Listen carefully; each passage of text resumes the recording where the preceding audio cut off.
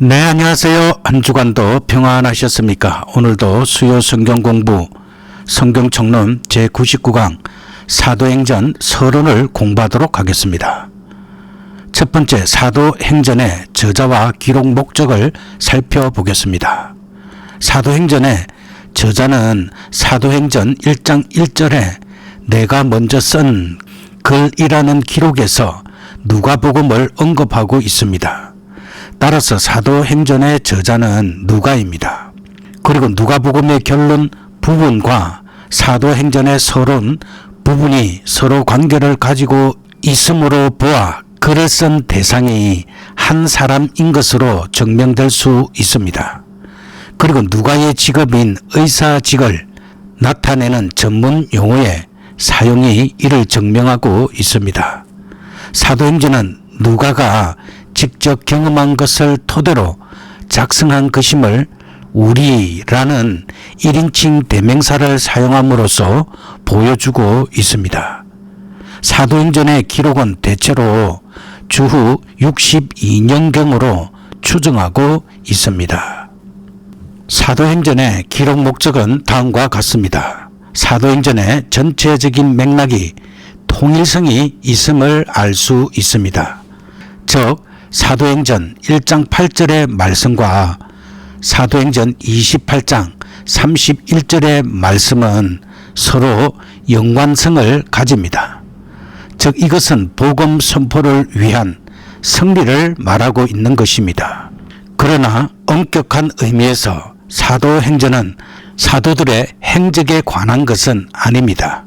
왜냐하면 사도들은 겨우 세 사람, 즉 베드로, 야고보, 요한만이 등장하고 있기 때문입니다.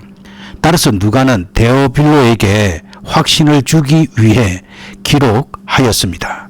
사도행전은 이방 선교의 당위성을 보여주고 있으며 이것은 누구의 장애도 받지 않으시는 하나님의 사역을 가리키고 있습니다. 즉 복음이 온 세계에 확장되는 것을 막을 수 있는 그 어떠한 요소도 없음을 누가는 사도행전을 통해 보여주고자 한 것입니다.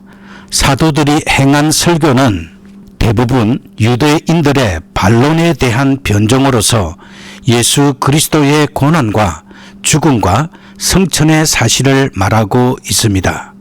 즉 율법을 파기한 것이 아니며 그리스도가 바로 구약에서 예언된 그리스도라는 사실을 말하고자 한 것입니다. 그리고 두 번째는 사도행전에 나타난 예수 그리스도와 중심 사상을 살펴보겠습니다. 사도행전에 나타난 예수 그리스도, 신구약 성경 전체의 주제가 하나로 동일한 모습을 보이고 있습니다. 즉 예수 그리스도의 구속 사역을 기록한 것입니다. 이러한 의미에서 사도행전도 부활하시고 성천하신 예수 그리스도께서 교회를 시작하게 하시며 이방인들에게 복음의 확산이 이어지게 하시고 결국은 복음의 승리를 가져다 주었음을 기록하고 있습니다. 구속 사역을 이루어 가시는 예수 그리스도를 사도행전은 말하고 있는 것입니다. 그 구체적인 모습은 첫째, 죽을 수밖에 없는 인간의 모습으로 성육신하신 예수 그리스도를 말하면서 죽음 후 부활하신 예수 그리스도를 말하고 있습니다. 둘째, 성천하셔서 하나님 우편에 앉아 계셔서 보혜사 성령을 보낸 예수 그리스도를 말하고 있습니다. 셋째, 구원의 유일한 근거로서의 예수 그리스도를 말하고 있습니다. 그리고 사도행전의 중심 사상은 다음과 같습니다.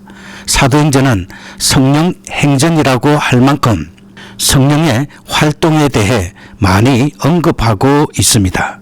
성령의 사역이 인간의 이성으로는 도저히 상상할 수 없을 정도로 놀라운 사역임을 사도행전은 보여주고 있는 것입니다.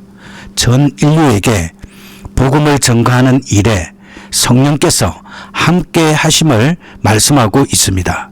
성령의 활동은 처음으로 형성된 초대교회를 통해 전개됩니다. 그러나 사도행전에서 성령이 차지하는 위치는 이처럼 중요하지만 성령이 중심이 된 것은 아닙니다. 성령은 단지 예수 그리스도를 증거할 때 중심적인 역할을 하고 있는 것입니다. 여기서 보여지는 성령은 카리스마적인 성격을 지니고 있습니다. 또한 사도행전은 교회의 본질이 무엇이며 마땅히 행해야 할 사명이 무엇인지 말하고 있습니다. 누가는 사도행전을 통하여 예수 그리스도를 통한 구원 사역의 점진적인 발전에 대해 보여주고 있습니다. 이것은 태동된 교회의 계속적인 활동 속에서 이미 약속되어진 구원 사건들이 성취되고 있음을 말하고 있는 것입니다. 즉 예수 그리스도를 통한 구원 그 자체가 사도행전에서 보여지는 중심 사상이라고 할 수 있습니다. 세 번째로 사도행전의 특징과 내용에 대해서 살펴보겠습니다. 사도행전의 특징은 다음과 같습니다. 사도행전의 가치는 성경에 기록되어 있는 여러 서신들의 역사적 배경으로서 중요한 가치를 지니고 있습니다. 즉 사도행전은 다른 책들과는 달리 역사서라고 말합니다. 특히 바울 서신서에 나타난 바울의 사도적 권위의 합당성과 진실성을 입증해주고 있습니다. 사도행전의 이해가 없이는 바울의 다른 서신서들을 이해하기가 어렵습니다. 따라서 복음서들과 서신서들을 서로 연결시켜주는 중간 역할을 하고 있다고 할 수 있습니다. 또한 사도행전은 예루살렘에서 초대교회가 태동되며 그것으로 인해 이방인들에게도 복음이 확장되어 교회의 성장으로 이어지는 교회의 역사를 보여주고 있습니다. 이러한 역사의 배후에는 성령께서 활동하고 계심을 말씀하고 있으며 예수님의 성천 후 오순절날 강림하신 성령의 역사를 말씀하고 있습니다. 사도행전은 하나님의 말씀에 대한 설교로 이어지고 있음을 말하면서 말씀 선포의 책이라고도 합니다. 그리고 로마와 이방 세계에 대해 기독교의 진리의 복음을 변증하는 변정적 성격을 지니고 있습니다. 또한 사도행전에서는 예수 그리스도의 성천에 대해 세밀하고도 구체적으로 묘사하고 있습니다. 참고 성경 구절은 사도행전 1장 9절과 10절입니다. 사도행전의 내용은 다음과 같습니다. 사도행전은 크게 두 부분으로 나눌 수 있습니다. 첫째는 1장에서 12장까지 기록되어 있는 베드로를 통한 이방 선교와 이방 선교의 전초 기지 역할을 하게 된 안디옥 교회의 설립을 그 내용으로 한 부분입니다. 그리고 다음으로 13장에서 28장까지 이어지는 바울의 전도 여행을 통한 복음의 확산입니다. 구체적으로 살펴보면 예수 그리스도의 부활 후의 생활과 성천 사실 그리고 오순절 성령 강림 사건이 있은 후 태동된 교회의 모습을 보여주고 있습니다. 초대 교회의 성장은 예루살렘에서의 복음 전도 활동을 통한 교회의 성장을 말합니다. 그리고 스데반의 죽음으로 인해 흩어진 성도들의 활동으로 이방인에게도 복음이 확산되었습니다. 이것은 사도 베드로의 고넬료 가정의 구원을 통해 정당화된 이후 더 급속히 전개되었던 것입니다. 이방 선교의 정당성이 예루살렘 교회로부터 인정받고 유대 기독교인들로부터 인정받은 후 사도 바울을 통한 본격적인 이방인을 위한 선교가 시작되고 있으며 바울이 체포되어 로마까지 압송되는 것도 모두 하나님의 뜻임을 보여주고 있습니다. 교회를 통한 전도의 사역은 하나님의 구속 섭리로서 성령을 통해 이루어지고 있었던 것입니다. 그리고 네 번째로 오순절 성령 강림 사건에 대해서 살펴보겠습니다. 예수님께서는 부활 성천 이후 자신을 대신하여 성령을 이 세상에 보내셨습니다. 성령은 각 개인 성도에게 임하여 예수님의 복음을 믿어 중생하게 함은 물론 계속 그 심령에 내주하여 성경의 진리를 조명해 주심으로 성도들이 믿음 안에서 성장하여 보혜사의 사역을 감당하도록 하셨습니다.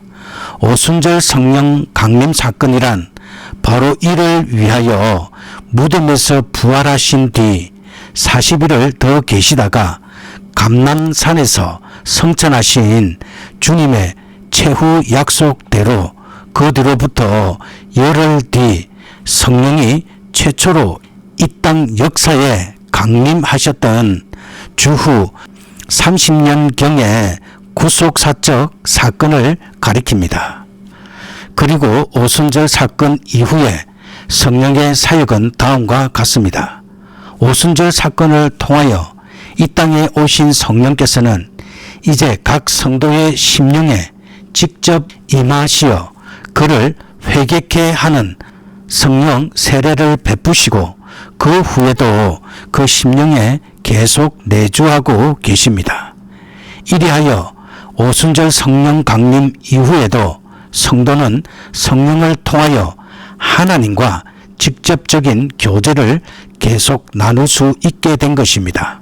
오순절 성령 사건의 구속사적 의의를 살펴보겠습니다.